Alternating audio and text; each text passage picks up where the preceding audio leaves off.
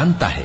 نہ تو اندھے پر کچھ گناہ ہے اور نہ لنگڑے پر اور نہ بیمار پر اور نہ خود تم پر کہ اپنے گھروں سے کھانا کھاؤ، یا اپنے باپ دادا کے گھروں سے، یا اپنی ماؤں کے گھروں سے، یا بھائیوں کے گھروں سے، یا اپنی بہنوں کے گھروں سے، یا اپنے چچاؤں کے گھروں سے، یا اپنی پھوپھیوں کے گھروں سے، یا اپنے ماموؤں کے گھروں سے، یا اپنی خالاؤں کے گھروں سے، یا اس گھر سے جس کی کنجیاں تمہارے ہاتھ میں ہوں، یا اپنے دوستوں کے گھروں سے۔ اور اس کا بھی تم پر کچھ گناہ نہیں کہ سب مل کر کھانا کھاؤ یا جدا جدا۔ پھر جب گھروں میں جایا کرو تو اپنے گھر والوں کو سلام کیا کرو، یہ اللہ کی طرف سے مبارک اور پاکیزہ تحفہ ہے۔